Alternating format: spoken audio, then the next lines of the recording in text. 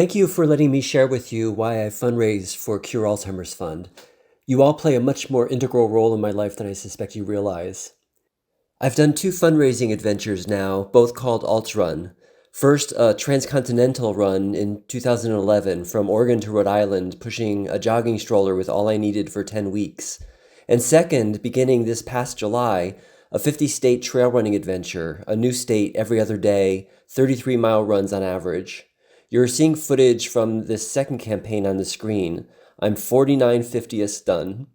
I'll run a spectacular Alaska route with my two daughters once the snow clears out this summer. Two of my dad's siblings died from Alzheimer's recently, and my mom's younger sister has been navigating it for several years now. But back in the late 1980s, when my dad was 54 years old and his coworker told my mom something was wrong, no one thought Alzheimer's. Please bear with me as I share some hard memories from my beautiful dad's 13-year experience living with Alzheimer's. Knowing my experience of his disease is necessary to know the despair that I brought to my first meeting with Cure-Alz several years after my dad's death. I remember when my dad reluctantly told me he had Alzheimer's after I badgered him to tell me why he suddenly retired from work. When he told me to make sure my mom would be okay, the only time I ever saw him cry. When I watched him push my toddler daughter on a rocking horse, endlessly patient, as if she were the only thing that mattered in that moment. When I joined my parents on a visit to my dad's mom in Arizona and saw how much Alzheimer's was already ravaging his brain. He was paranoid and panicky. He refused to hike down a mountain to our car because soldiers were waiting for him. He needed to pee but didn't know how and asked me to explain how it worked. He ranted to me that my mom was a Jezebel, accusing her of outrageous betrayal. I remember when I learned much later that this was daily life for my mom at the time, his constant fear, his clinging to her, at home or when shopping, everywhere, all the time. How I lacked the emotional maturity to ask my dad or my mom what it was like for them. How my mom patted the sharp corners inside their small ranch house and installed deadbolts on the doors, but it didn't keep my dad safe or prevent him from running down our busy suburban street. When I learned that he woke up panicked every night, grasping my mom's face for reassurance. When I learned from my sister that there were nights my mom didn't sleep, except for an hour in her car in the garage where she felt safe. I remember when a spot opened up at an amazing local Alzheimer's care facility with circular hallways around bright atriums. When drugs to prevent my dad from harming the mostly frail residents made my mom wonder which symptoms were the disease and which were the treatments. When he began refusing spoon feeding and therefore wasn't getting his meds, so he was transferred to an area hospital, allowed to return only when he could be reliably medicated. When I arrived at that hospital for a visit to find my dad strapped to a chair, arms restrained, panicked, and flailing. When insertion of a feeding tube was presented as the only option for my dad's return to the Alzheimer's Center, an impossible choice. How he circled the atrium for the next several years, all day and night, around and around, hunched over at the waist, neck contorted downward, his hands continually clenched, walking, then crawling, then walking, no longer sleeping in a bed. My mom tending to his comfort in every way she could, reassuring him every day, year after year after year. I remember when he looked at us, his beautiful blue eyes loving and imploring, gently mumbling to us. He was in there somehow, in some way I couldn't fathom.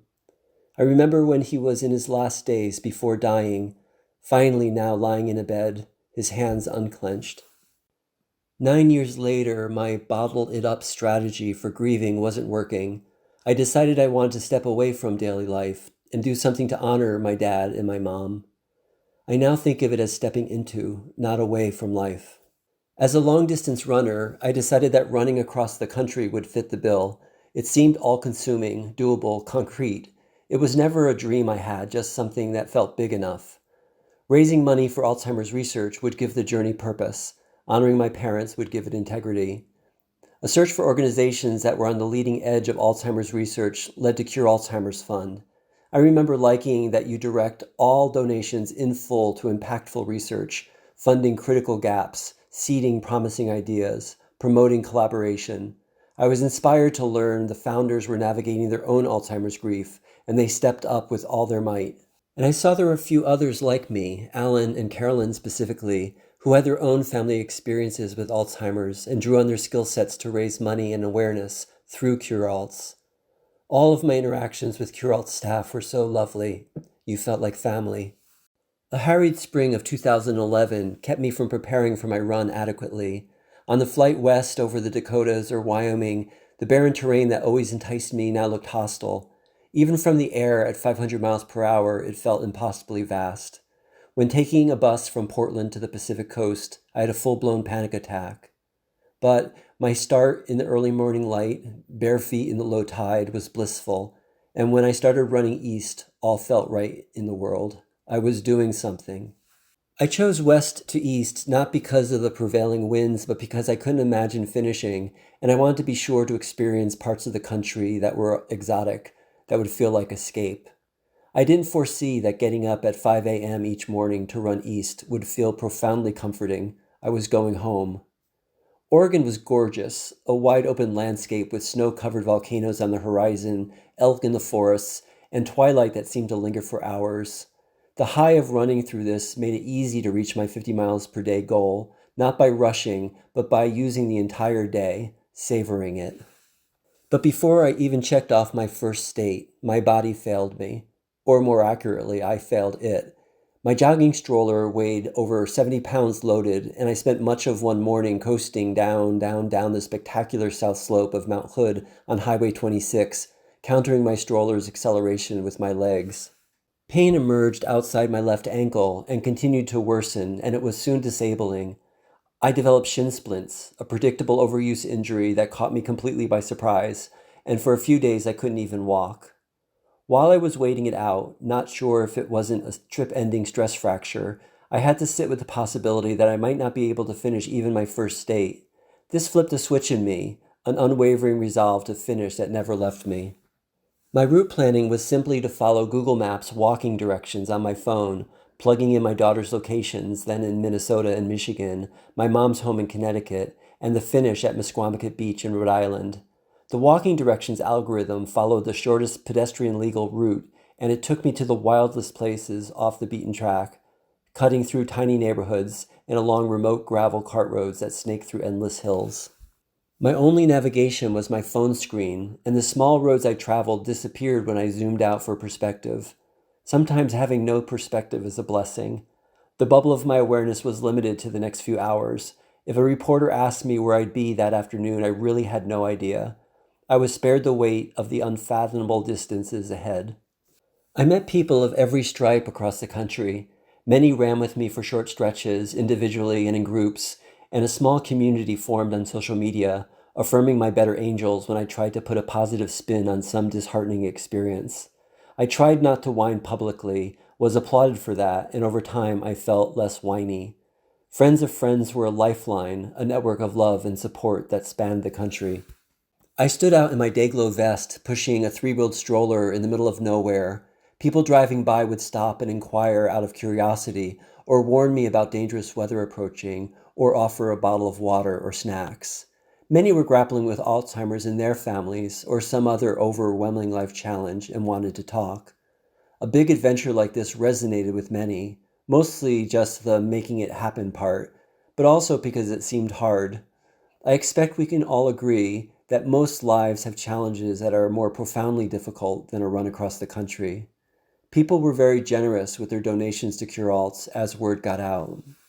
Though I was lonely often, I paradoxically also felt deeply connected to the world, and I knew that friends and family were watching online when I pressed the Done for the Night button on my satellite tracker, which put a pin on a public Google map marking where I'd catch 5 hours of sleep in my tent.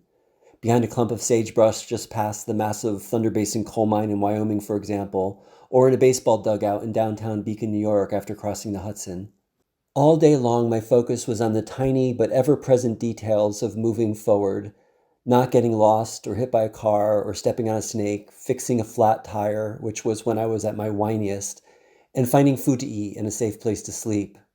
Each day took all I had, yet this constant focus coexisted with drifting thoughts, as often happens with gentle running, as I was taking in the world around me. And this opened doors to emerging insights and associations that felt much more dreamlike than analytical. I wasn't figuring out my stuff, just dwelling in it.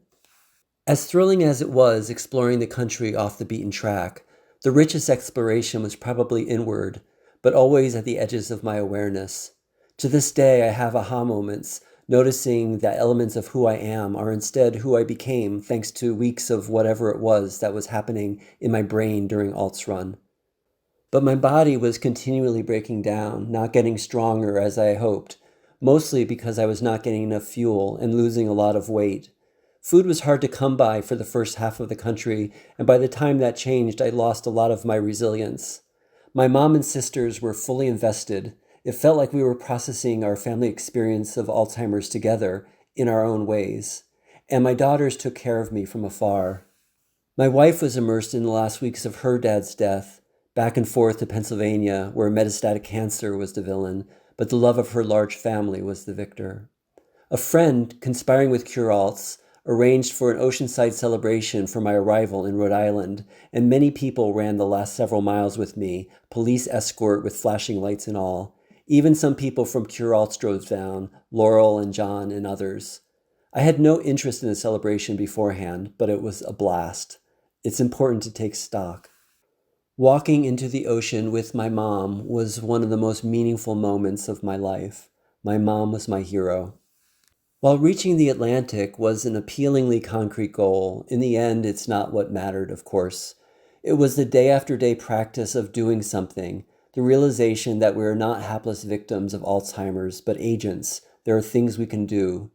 Cure-Alts is essential to this. You give me hope.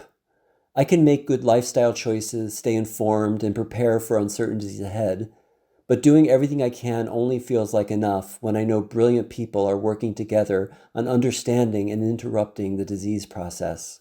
While I ran in 2011 as a grieving son, albeit a 50-year-old one, in my 2024 50-state trail running campaign, I ran as a dad.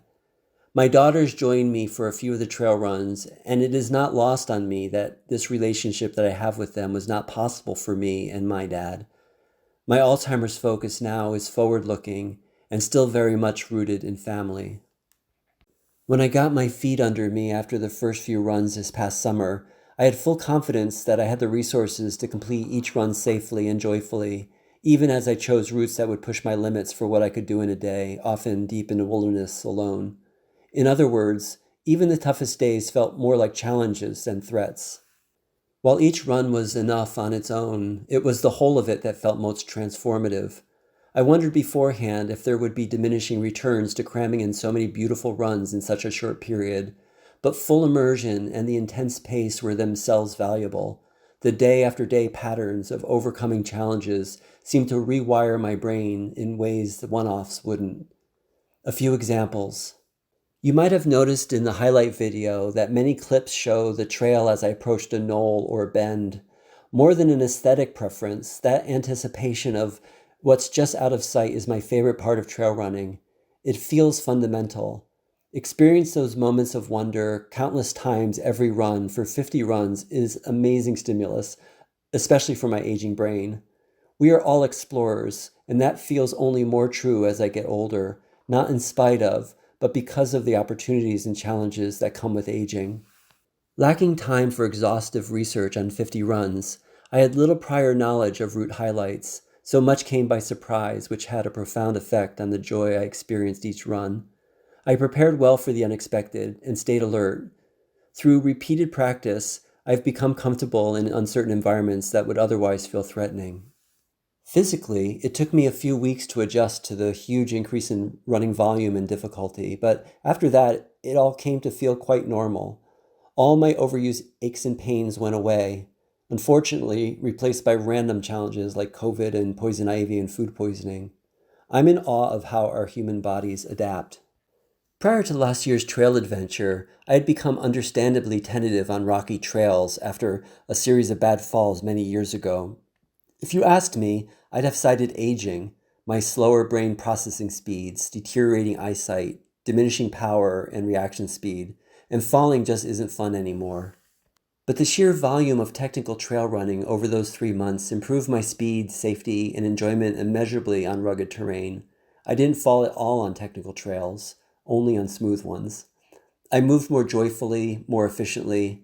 It's rewarding to be less tentative, and I won't avoid these trails so much in the future, which will keep my skills honed.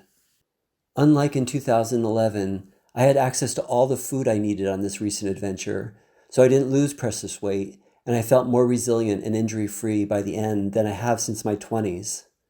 I was most concerned about living in my car for 3 months, always on the move, feeling rushed, often lonely, all in unfamiliar settings, the cognitive demands.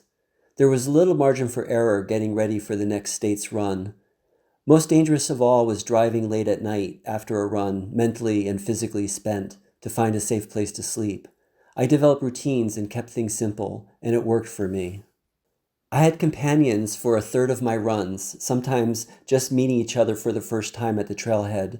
I loved running with others, and time flew by.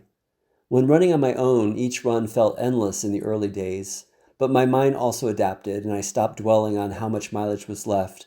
Run after run, I'd reach my red Prius at the end. I can picture it now. It was not climactic or anticlimactic, just something I learned to count on. Trusting in that made it easier for me to stay in the moment, focused and appreciative of what was at hand. On a larger scale, I was so consumed by each run that I had no capacity to think about the ones that followed. People would tell me I'm on run number 10 or halfway or 5 more to go, and it was always a surprise. As my final run approaches, I'll do my best to drum up donations to Cure Alts, and I will take time to write and reflect so I can learn and grow from my experiences as much as possible, hopefully opening doors to further fundraising. I'm eager to integrate my way of being on these fundraising campaigns with everyday life, adventure and discovery, but also leaning into aging and my family's Alzheimer's journey. Aging feels like a challenge that I have resources to navigate, not a threat. Regarding Alzheimer's, I'm doing what I can, and you are doing what I cannot. I need both. And should I ever need to discuss with my daughters an Alzheimer's diagnosis, I will find solace in going in with eyes wide open, fully engaged. Thank you for being critical partners in my life. Hi, Glenn here. It was a huge honor for me to speak with Cure Alzheimer's Fund staff. Sharing these very personal reflections publicly is way harder than any of my trail runs. Please consider supporting their work in any way that you can. You can make a donation at their website, curealts.org. Thank you.